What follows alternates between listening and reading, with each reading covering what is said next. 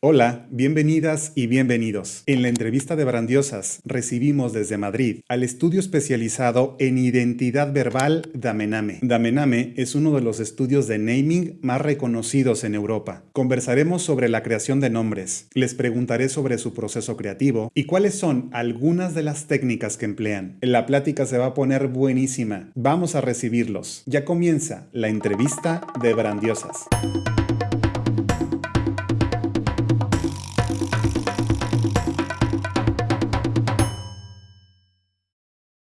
Tendemos un puente desde México a España, desde Guadalajara hasta Madrid, para recibir a nuestros amigos del estudio especializado en identidad verbal, Damename. Sergio y Raúl, Raúl y Sergio, bienvenidos a la entrevista de Brandiosas. Muchas gracias por aceptar la invitación. Un placer, encantado.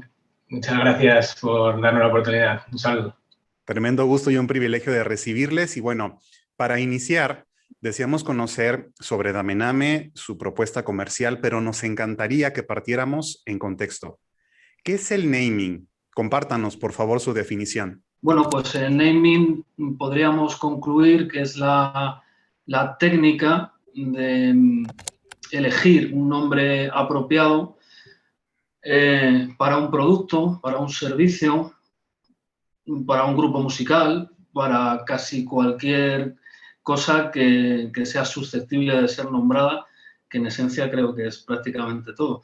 Entonces, eso se puede hacer de una manera, digamos, espontánea o pues, tradicionalmente como se ha hecho ha sido pues poniendo tu propio apellido, tu nombre o el nombre de tu hijo, pero pues con los años se ha ido afinando, digámoslo así, y ahora hay una serie de técnicas que nosotros manejamos, técnicas de creatividad, luego una parte legal muy importante, ya hay muchísimas marcas registradas en el mundo, muchos millones, y nosotros básicamente lo que hacemos primero es cubrir esa parte creativa en la que intentamos, nosotros siempre decimos que el nombre debe de ser una herramienta de marketing en sí misma.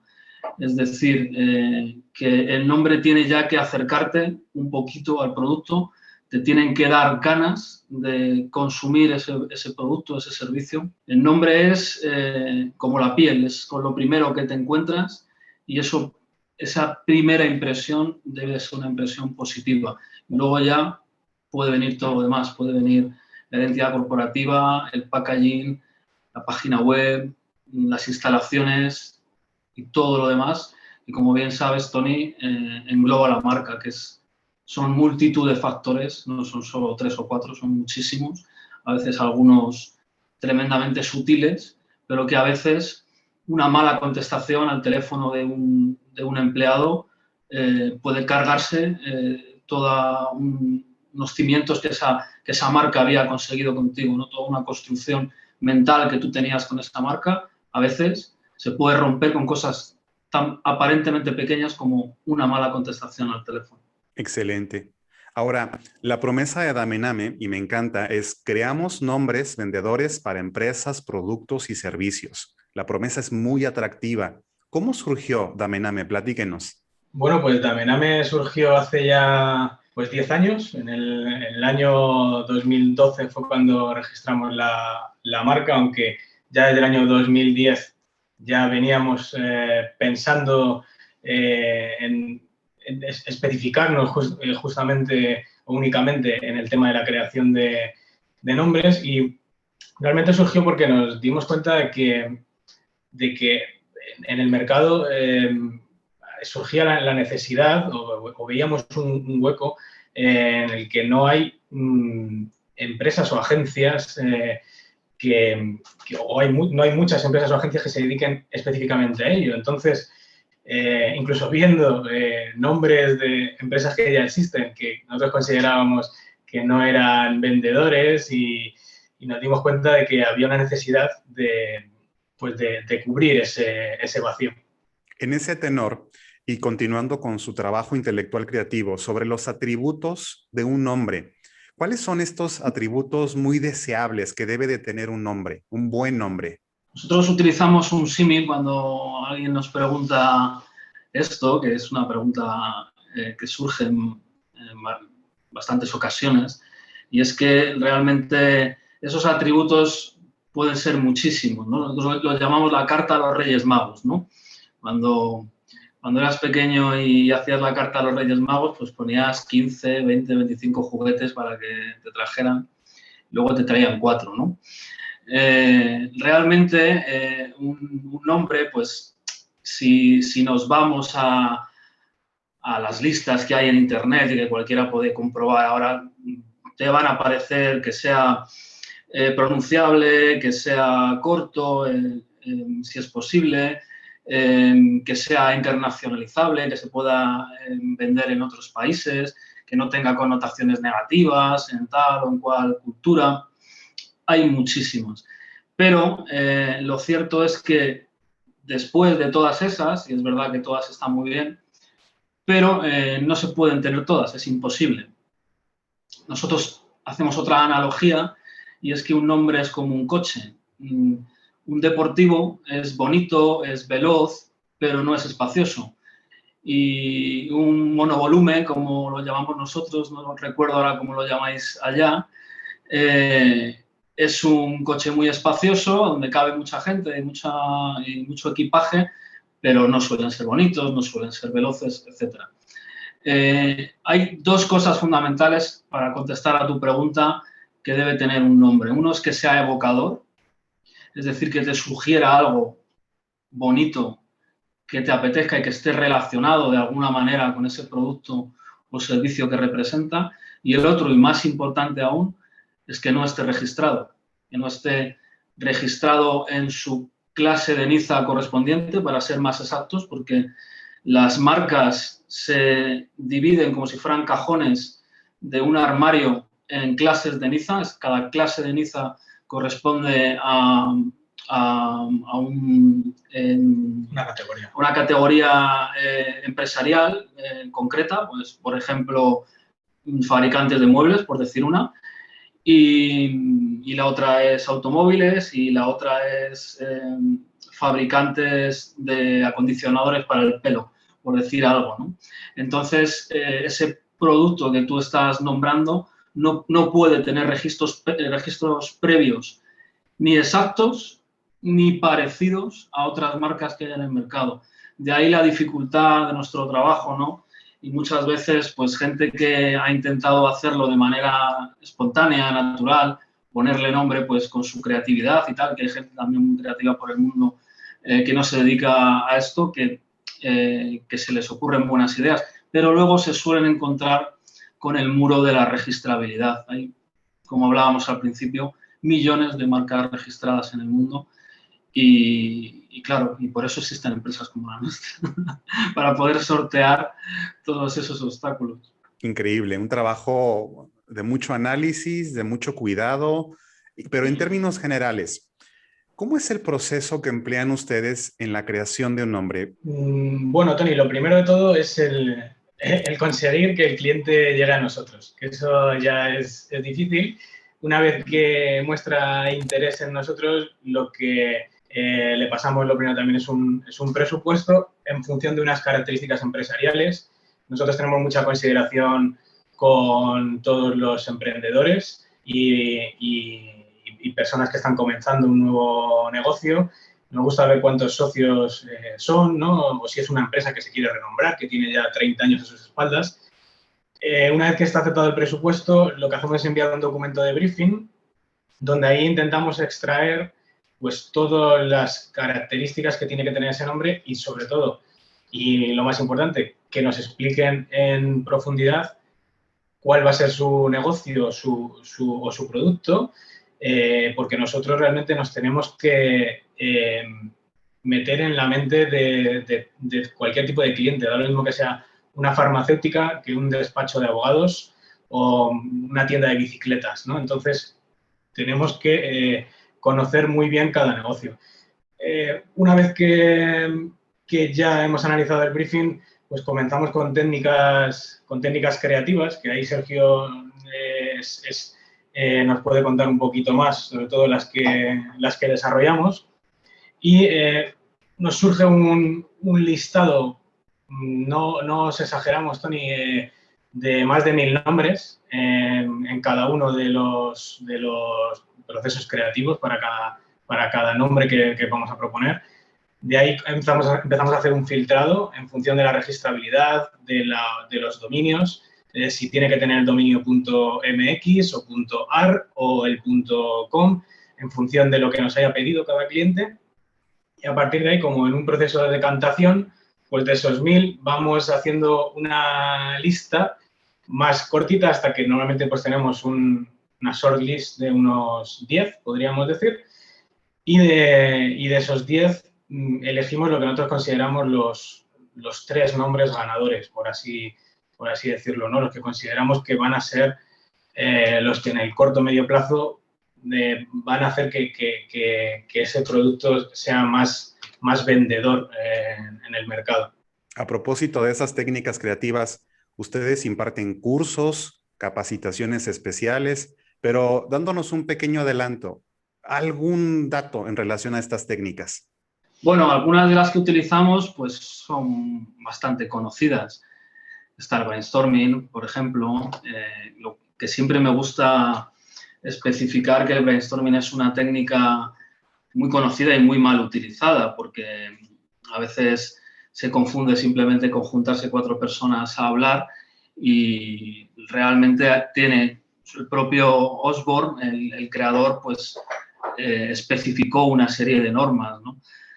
La más importante de esas normas es que se tienen que soltar ideas, en este caso nombres o conceptos que puedan ser transformados en nombres de una manera libre. Es decir, que no puede haber ningún tipo de juicio previo a esos nombres cuando se está en brainstorming. Eso probablemente es el mayor error de los que se cometen cuando se utiliza esta técnica. Tiene que haber mucha libertad. En el brainstorming importa más la cantidad que la calidad, ¿vale? Esto puede sonar un poco raro, pero justamente lo que se intenta es vaciar tu cerebro llegando a un punto de no juicio contigo mismo incluso, de manera que puedas soltar todo aquello que hay dentro. Luego ya ha pasado un tiempo que se estipula al principio, ahí ya sí se analizan los nombres de una manera totalmente racional, ¿no? Y ahí ya pum. Utilizamos los mapas mentales, utilizamos las palabras aleatorias, que es una de mis técnicas favoritas, creada por Edward de Bono. Hay varios libros al respecto. Y luego a mí personalmente me gusta innovar conmigo mismo y suelo inventarme cada vez alguna nueva técnica de creatividad para ver cómo funciona. O sea, suelo testearlas conmigo mismo y si funcionan las utilizo en otros nombres. Por ejemplo, la última que estoy utilizando, cojo uno de los atributos del nombre o las palabras clave, ¿no? Por ejemplo, vacaciones, ¿no? En uno de los últimos nombres que hemos puesto, que eran unos apartamentos vacacionales en Uruguay. Y abro el diccionario de manera aleatoria y la primera palabra que me sale, por ejemplo, si fuera un verbo, que fuera el verbo correr, vamos a decir, intento unir esas dos palabras aparentemente imposibles y ver cómo podría darle, por ejemplo, a la palabra clave vacaciones algo de rapidez, ¿no? Por ejemplo, de rapidez para ponerte en modo vacaciones, de llegar ahí y estar ya automáticamente predispuesto al veraneo, ¿no? Esto lo estoy improvisando, pero básicamente esa es la última técnica que estoy probando a ver qué tal funciona. Si me funciona más o menos bien, si nos da buenos resultados, pues se la comunico a Raúl y ya la metemos en nuestro propio apartado que tenemos de técnicas de creatividad. Tenemos un listado de cosas que podemos hacer cuando tenemos un bloqueo creativo que, bueno, es lo más normal del mundo tenerlo. En el trabajo creativo siempre hay zonas de riesgo. Digamos, como creativos tomamos precauciones, vemos algunas señales de alerta. ¿Cuáles son algunas consideraciones en este proceso de creación de nombres? Sí, en general los primeros límites que tenemos que tener en cuanto a la creatividad son los que nos pone el propio cliente. Si el cliente nos dice que quiere un nombre que sea en español, ahí, por ejemplo, ya no deberíamos ir por un nombre que tenga una sonoridad en inglés, una sonoridad en francés. A veces incluso hay palabras, también palabras tabú. Por ejemplo, si es un estudio de diseño, pues a lo mejor hay términos que están demasiado usados y que no debemos trabajar en ellos, porque ya hay muchas otras marcas registradas con términos similares. Y no sé, ¿qué más? A mí el que más miedo me da de todos y con el que peor se pasa es con la posibilidad de que ese nombre que hayas presentado al cliente se pueda acercar demasiado a otro nombre ya existente. Porque esto es algo que es importante dejar claro.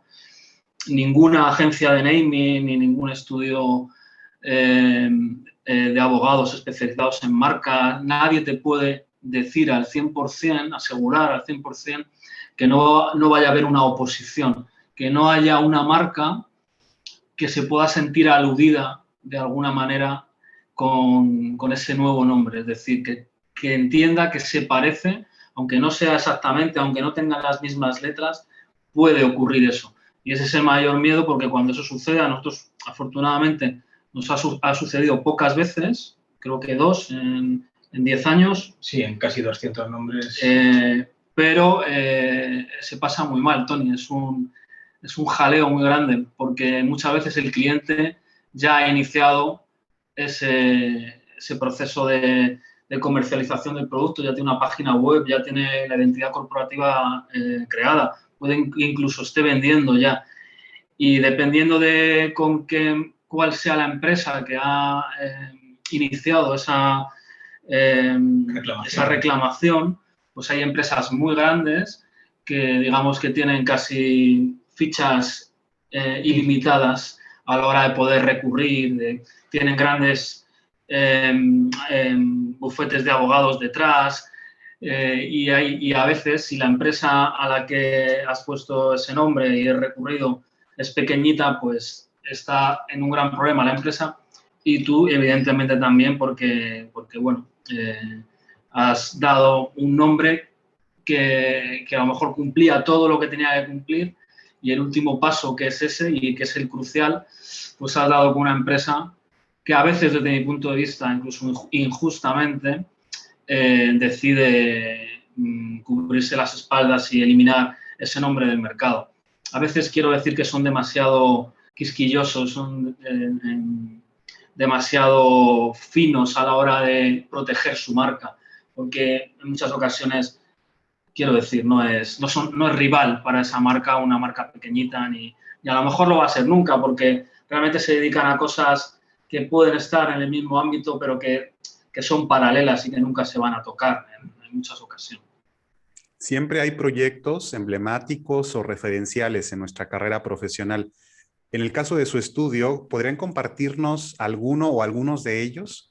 Algunos que por las características o el tipo de desafío que presentó, ¿cuál podría ser? A mí personalmente hay una marca que me gustó mucho el resultado, que fue Verídico, que era una empresa de, bueno, aquí, yo creo que en México también lo llamáis así, de jamones, de venta de jamones de cerdos, ¿no? Que eran cerdos ibéricos, ¿vale? Entonces, el nombre que finalmente propusimos y que yo vi que realmente era como la cuadratura del círculo, ¿no? Que cumplía todo, era Verídico con B, que era ibéricos de verdad. Y curiosamente, la palabra ibérico estaba dentro de Verídico. Entonces me pareció como, aparte era un producto premium, luego el logotipo y el packaging y toda la marca quedó muy redondo y la verdad que fue un proyecto muy, muy bonito.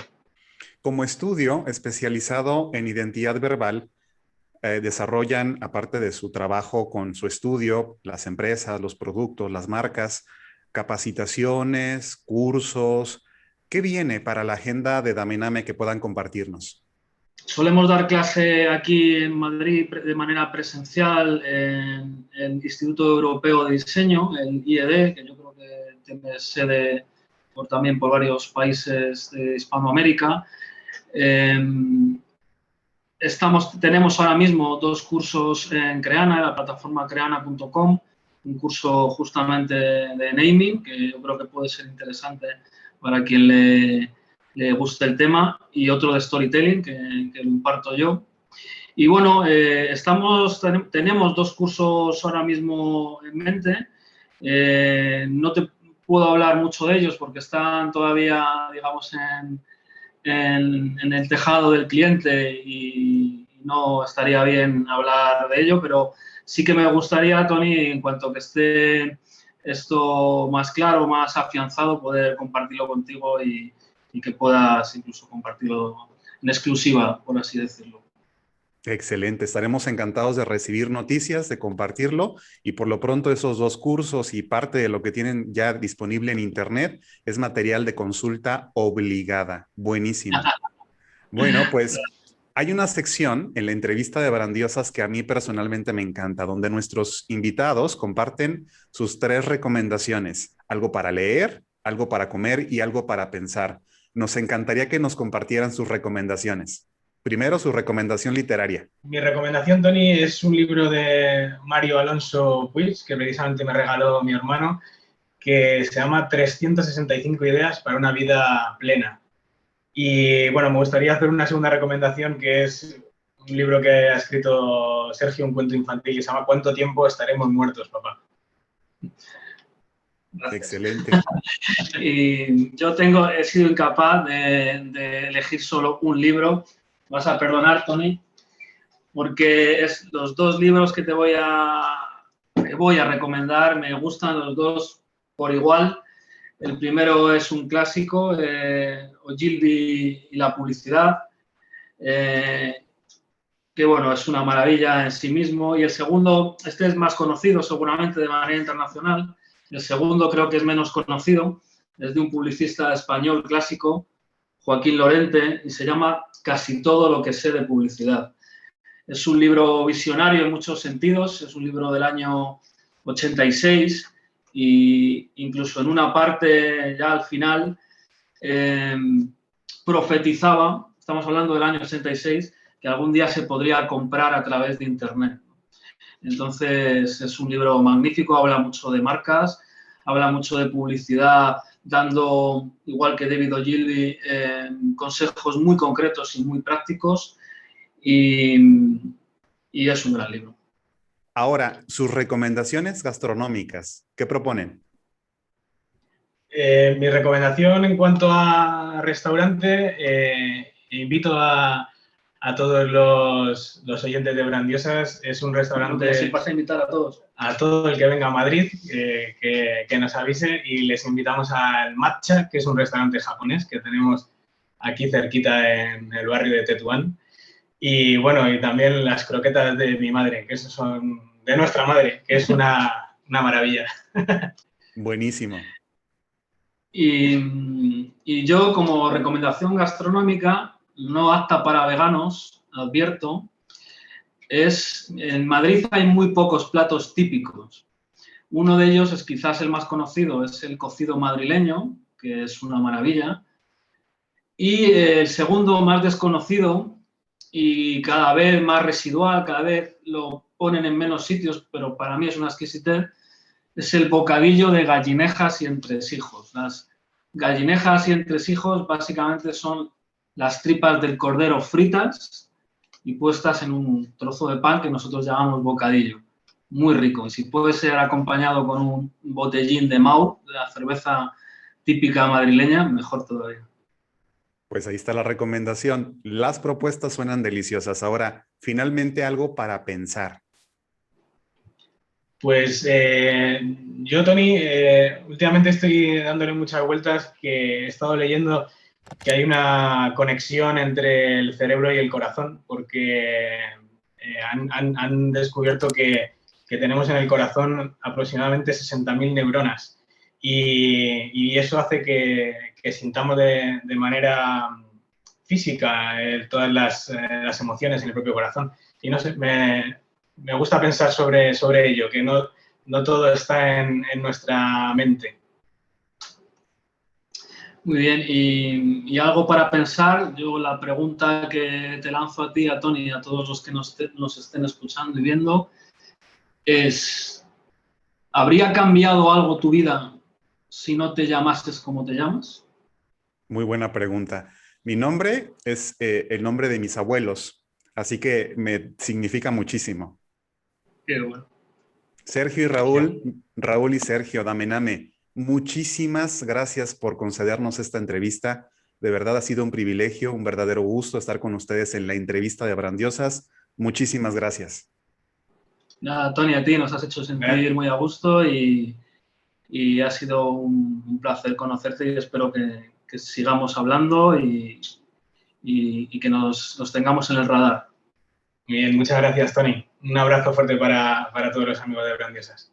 Igualmente, un abrazo fuerte. Amigas y amigos, tenemos una cita en la próxima entrega de la entrevista de Brandiosas. Hasta pronto.